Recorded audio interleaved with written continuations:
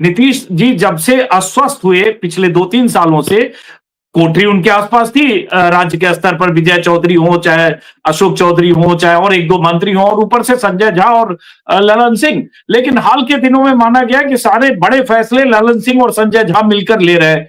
बीच में खबरें आने लगी कि निशांत कुमार को नर्चर करने, निशांत को, या एक तरह से उनके तरह से उनको पॉलिटिकली डेवलप करने में संजय झा भूमिका निभा रहे हैं। लेकिन क्या निशांत कुमार एसर्ट करने की स्थिति में इतना पॉलिटिकल एक्यूमेन उनमें दिखता है? ये एक जरूरी सवाल है, क्योंकि हमें साय दिखते हैं पॉलिटिकली बोलने में, साय दिखते हैं, बट आदमी डेवलप हो जाता है साल 2 साल में। नहीं, देखिए उन्होंने रिंग साइड व्यू लोग बोलते हैं, उन्होंने विद इन द रिंग देखा है पॉलिटिक्स।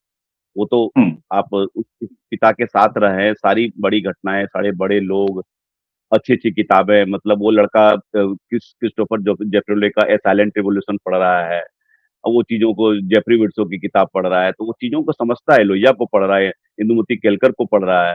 तो ही अंडरस्टैंड्स पॉलिटिक्स, लेकिन वो थ्योरी में भी समझ रहा है, उसको समय हम्म। लगेगा।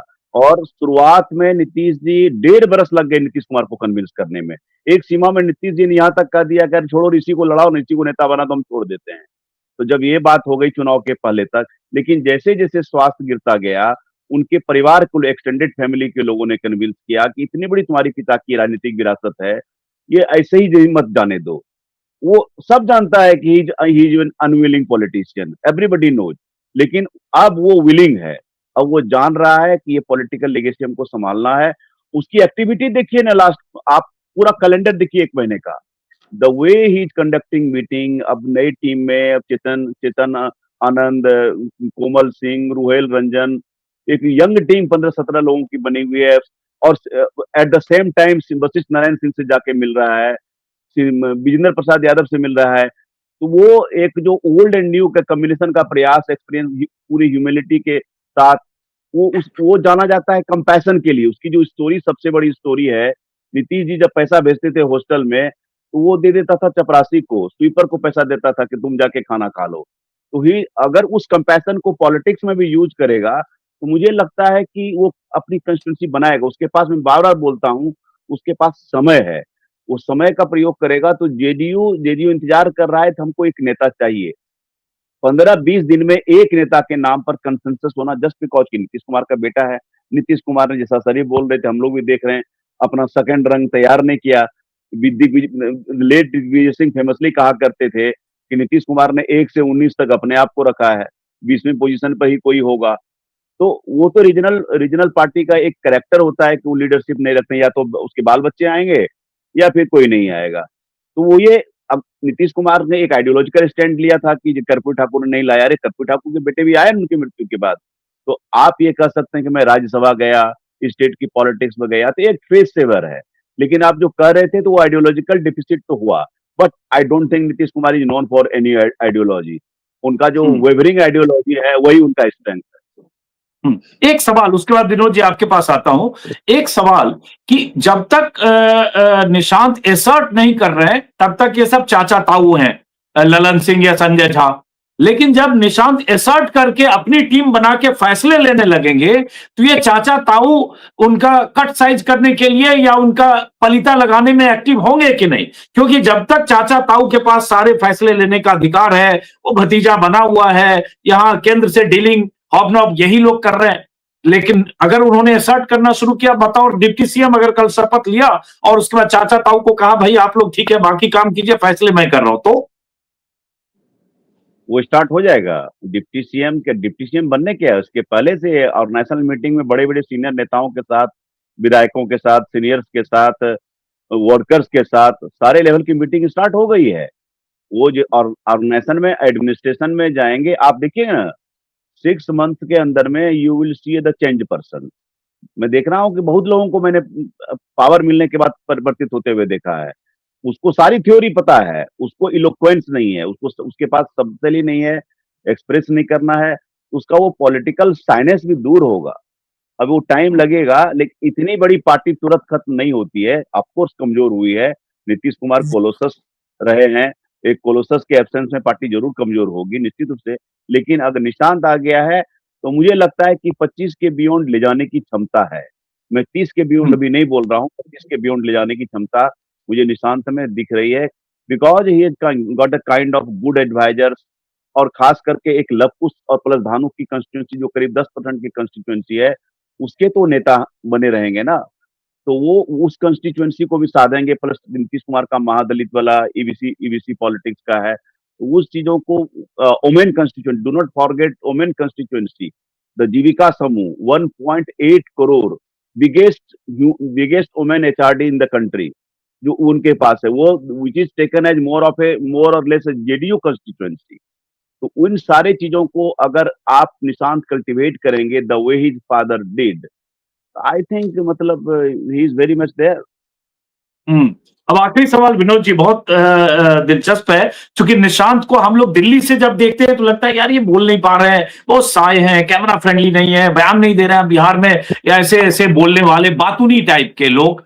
अब जो व्याख्या जिस तरह से संतोष जी ने किया, जाहिर है पटना में है तो ज्यादा जानकारी होगी, लेकिन जो मैंने कहा, ये जो उनके आसपास जो कोटरी है, जो भतीजा मान रहे हैं, जो 4 साल पहले कहीं रिंग में भी नहीं निशांत को देख रहे थे, तो क्या फ्यूचर में इस तरह से, जैसे देखिए छोटी सी चीज बताओ, चिराग पासवान के समय क्या हुआ, जब ट्रांजिशन हुआ तो उनके चाचाओं ने ही एक तरह से बगावत कर दी और पशुपति कुमार पारस अलग चले गए, पूरे परिवार में लट चल गया।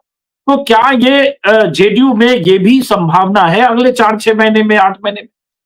अरे पशुपति नाथ को किसने उकसाया, किसने तैयार किया? बीजेपी सरकार में रहे। हाँ, तो जो एलिफेंट इन द रूम है, हम उसको भी तो एड्रेस करें।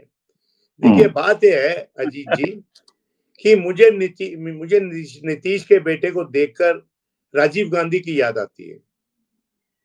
Rajiv Gandhi was a simple man, good man, आज भी लोग याद करते हैं, बहुत अच्छा आदमी था, और इतनी बड़ी मेजॉरिटी लेके वो प्रधानमंत्री हुआ, और उसकी पीठ में किसने छुरी घोंपी?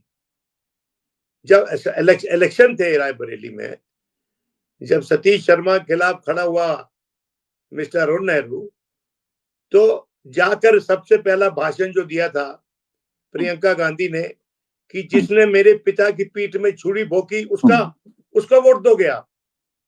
उसी दिन इलेक्शन तय हो गया वहां पर। तो ये जो चचा बने हुए हैं, मौसा बने हुए हैं, फूफा बने हुए हैं, फूफा तो खैर नाराज हमेशा ही रहते हैं, तो चचा और मौसा बने हुए हैं, ये जो लोग हैं पॉलिटिक्स में कोई भी लॉयल्टी परमानेंट नहीं होती। हाँ, और इन लोगों की लॉयल्टी तो हो ही नहीं सकती। अगर आप देखें लल्लन सिंह को, उसके चेहरे को आप देखिए, उसके चेहरे पे कहीं भी मुझे कमिटमेंट नजर नहीं आती किसी और के लिए, अपने लिए तो है। उसी तरह से संजय जी जो थे, वो संजय जी वो द गुड 2IC, जिसके तार से कहीं कहीं और से कैसे जा रहे हैं। और जैसा कि संतोष ने बोला, अब ही उसका एक्सपायरी डेट आ गया है, उनका काम हो गया, जो काम उनको करना था वो काम वो पूरा कर चुके हैं।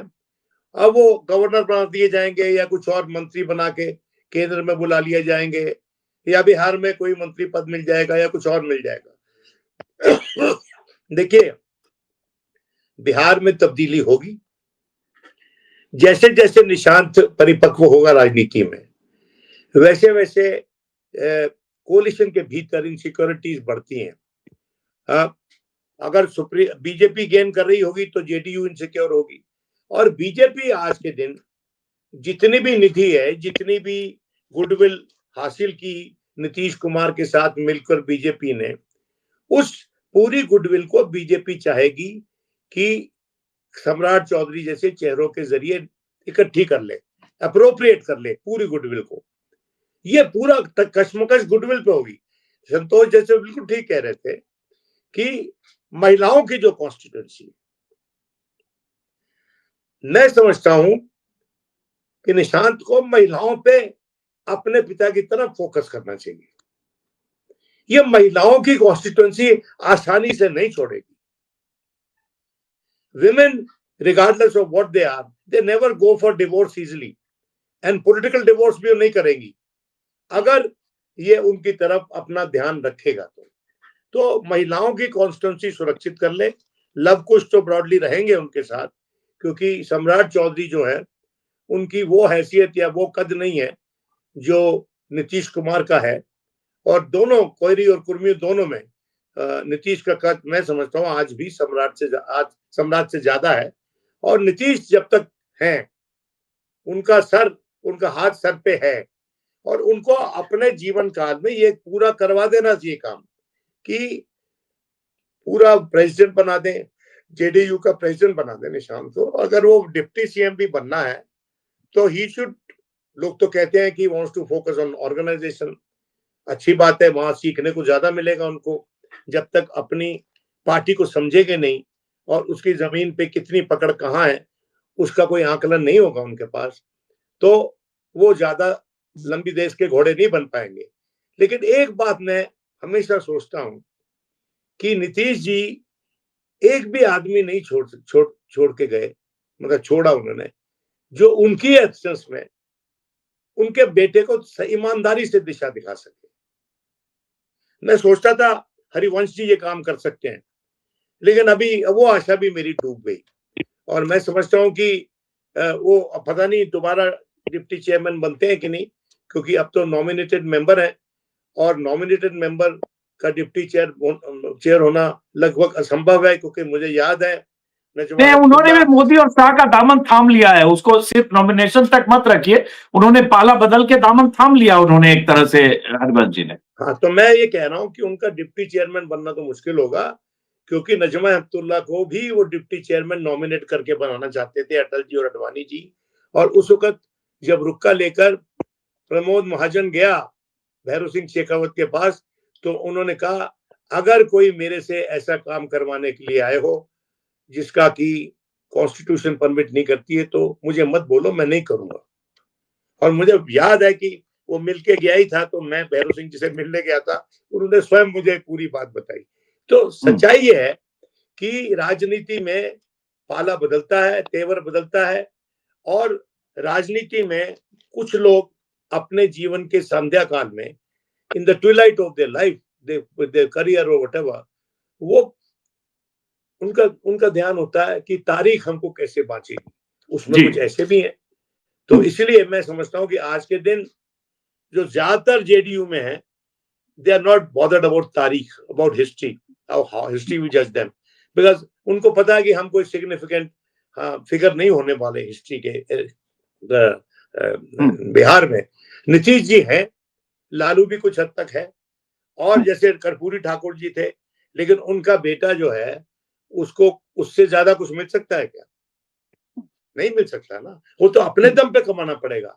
तो निशांत को तो अपने दम पे कमाना पड़ेगा।